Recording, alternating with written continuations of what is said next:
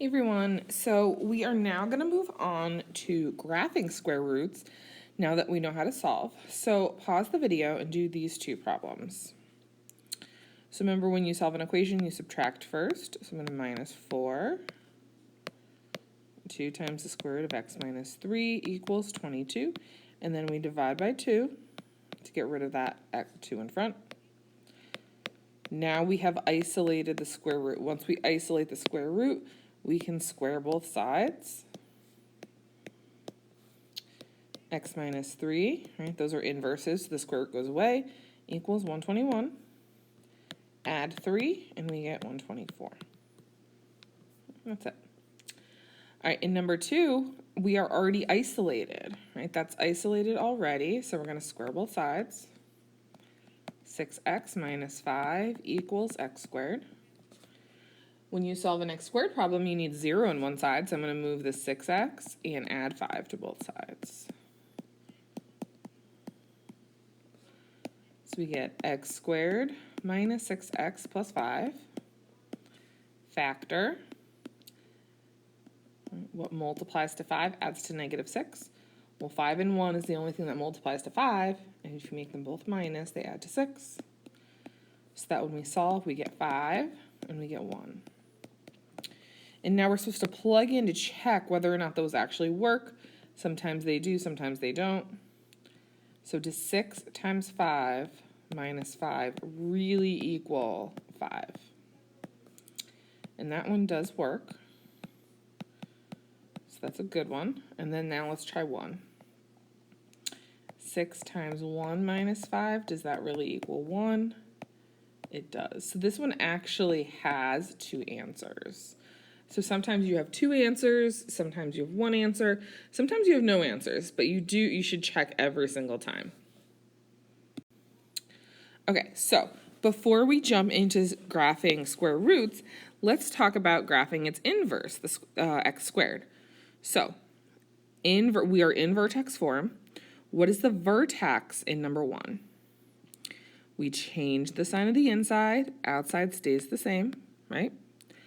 Change the sign of the inside, outside stays the same, and then we have our shifting rule, right? Over, up, what were they? 1, 1, 2, 4, 3, 9. And why were those our numbers? Because it's based on x squared. 1 squared is 1, 2 squared is 4, 3 squared is 9. So I'm going to plot 2, negative 4, and then from my vertex, over 1, up 1 in both directions. From back to the vertex, over 2, up 4 in both directions. And then over 3, up 9 in both directions.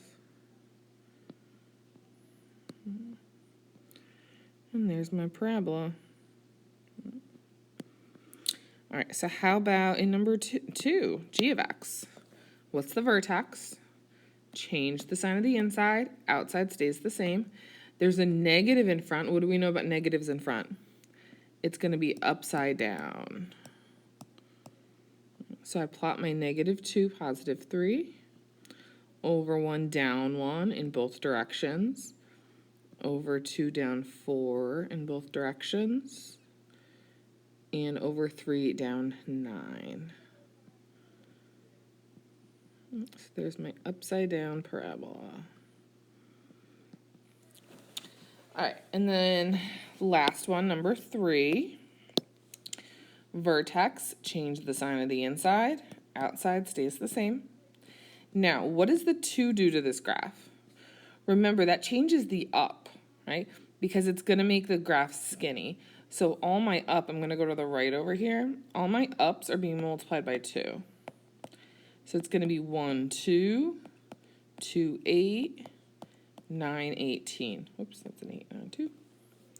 So I plot 3, negative 8, over 1, up 2 in both directions, over 2, up 8 in both directions, over 3, up 18 in both directions. So we've got this skinny parabola. So now that's a review of graphing parabolas.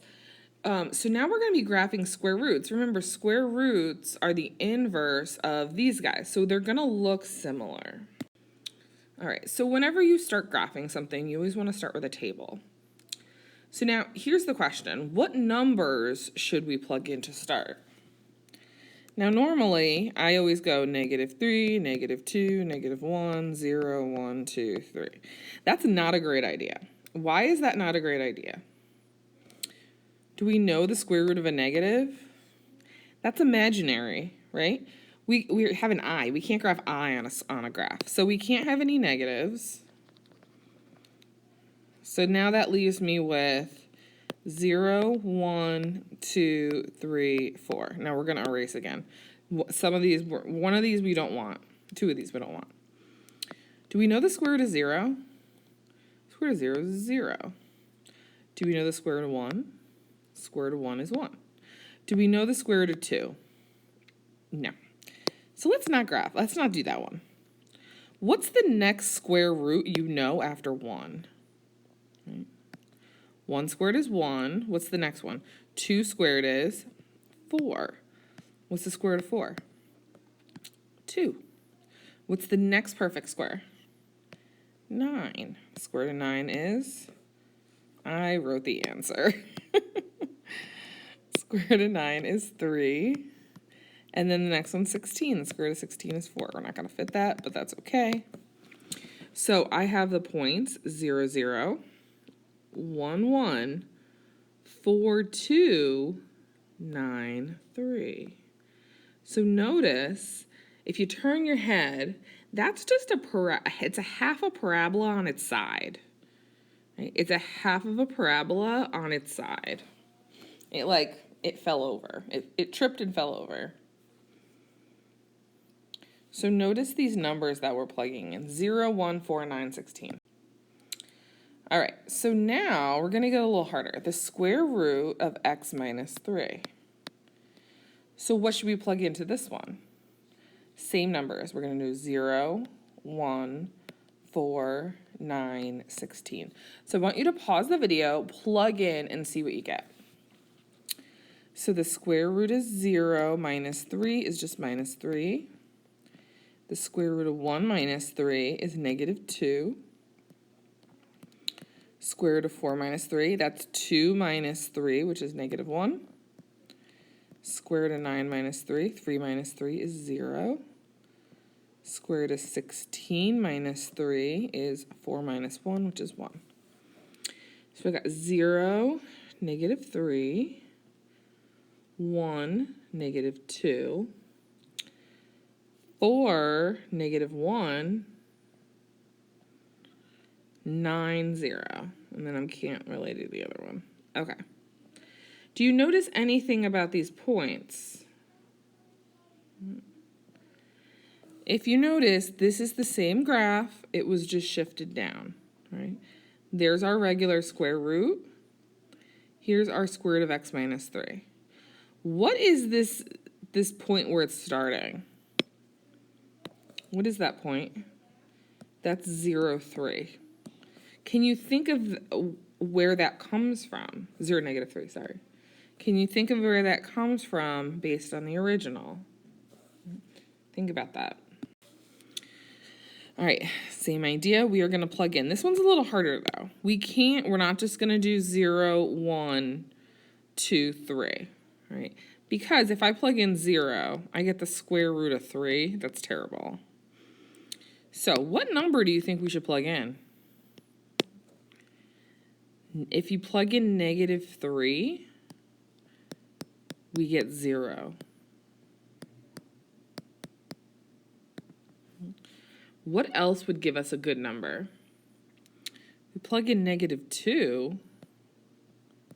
What does that give us? That gives us a 1. All right, so basically this one will give us a square root of 0, right? This one gives us a square root of 1. What's our next square root we want? We want the square root of 4. What would give us a 4 on the inside? 1, because 1 plus 3 is 4. So that's 2. And then the next one would be square root of 9. What would give us a square root of 9? 6, exactly. And then 16 would be 13. So negative 3, 0, negative 2, 1, 1, 2, oops, 1, 2, 6, 3. Again, hopefully you see what happened here. It's the square root of x shifted 3 to the left. What is this point? What is that starting point? Negative 3, 0. All right, this is the last one we're making a table for. Then we're going to write down the trick. Right. So, what do we plug in? Remember what we want. We want a square root of 0. The outside plus 5 doesn't matter. It's just the square root on the inside.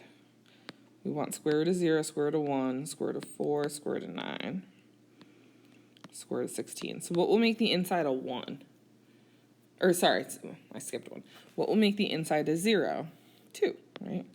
The square root of 2 minus 2 is 0, plus 5 is 5. What will make the inside a 1? 3, right? 3 minus 2. And then that plus 5 is on the outside, so 1 plus 5 is 6. What will make that inside a 4? 6, right? 6 minus 2 is 4. So that's square root of 4 plus 5, so that is 2 plus 5 is 7. 9 is a 7. So that gives us, just kidding, 9, 11, not 7. I went the opposite direction. 11 minus 2 plus 5 is 8. And then 18. That gives us square root of 16, which is 9. Okay, so let's see what we can actually plot here. We may not fit all of them. All right, so 2, 5, 3, 6, 6, 7, and that's all, oops, right here. That's all we're going to fit on here.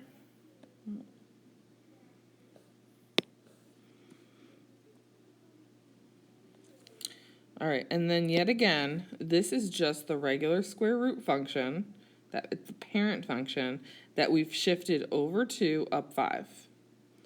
All right, so where does that starting point 2, 5 come from?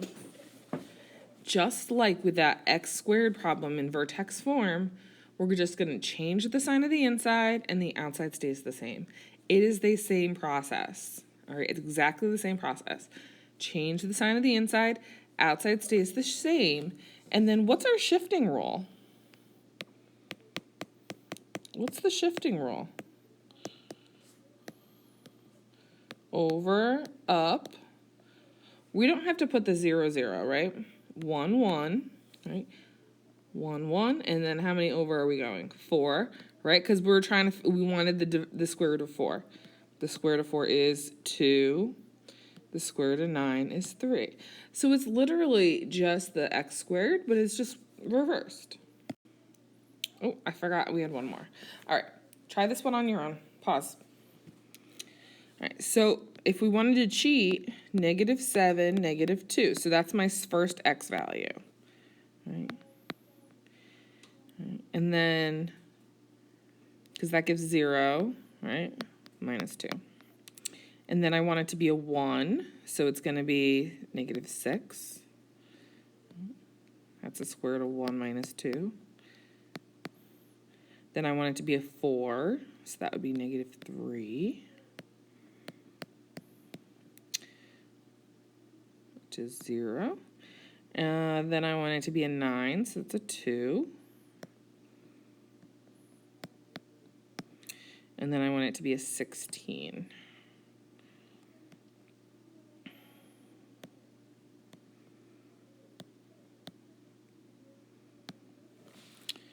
All right, so we got -7, 2, -6, whoopsies, wrong way, just kidding.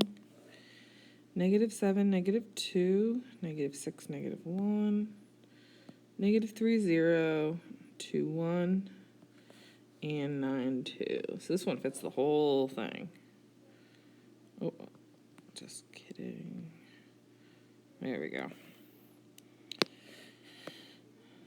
All right, so there's our graph. So again, we can kind of cheat, right? Once you have the vertex point, you don't really need to fill the table out. I know I'm going over 1 up 1, over 4 up 2, over 3 up 9, over 16 up 4. Right. So we're going to change the sign of the inside.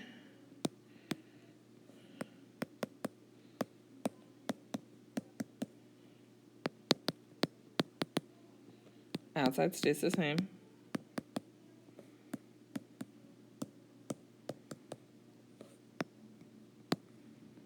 Right. So if we have the square root of x minus h plus k, our vertex is hk. And then our shifting rule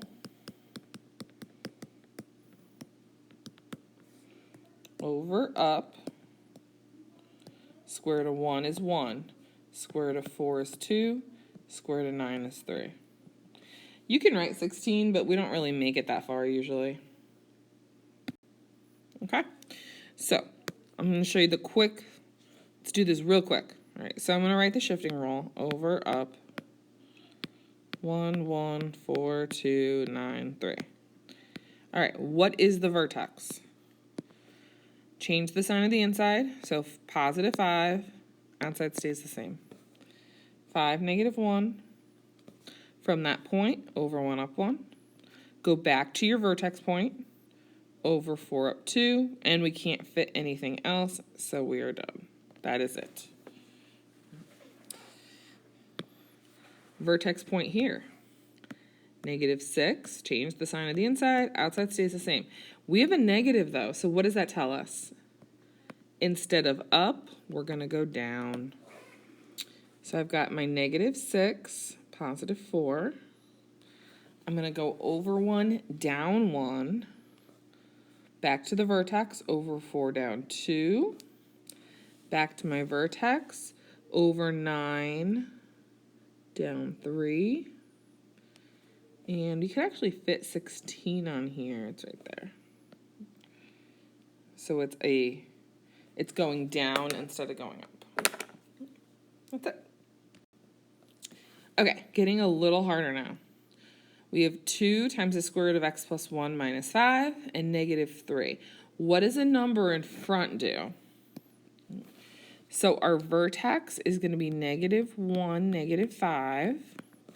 But remember what a number in front does. Over, up, 1, 1, 4, 2, 9, 3. It multiplies the up, just like with a parabola. So we get, instead of 1, 1, it's going to be 1, 2, 4, 4, 9, 6. So negative 1, negative 5, over 1, up 2, back to my vertex, over 4, up 4, back to my vertex, over 9, up 6. So it's actually kind of like a wider. Instead of getting skinny, this one gets wide. All right, I want you to pause and try g of x, and we are done. So my vertex is 2, 7. Again, we're going to switch the over, up, 1, 4, 9, 1, 2, 3. We're going to multiply by negative 3. So we're actually going down this time. Oof. All right, so we've got 2, 7. This one, 2, 7. Over 1, down 3. Back to your vertex. Over 4, down 6. 1, 2, 3, 4, 5, 6. Over 9. I'm going to go off the graph a little bit. It's only 1. Down 9. So we're like here. And that's it. That's our graph. All right, practice. Have a great day.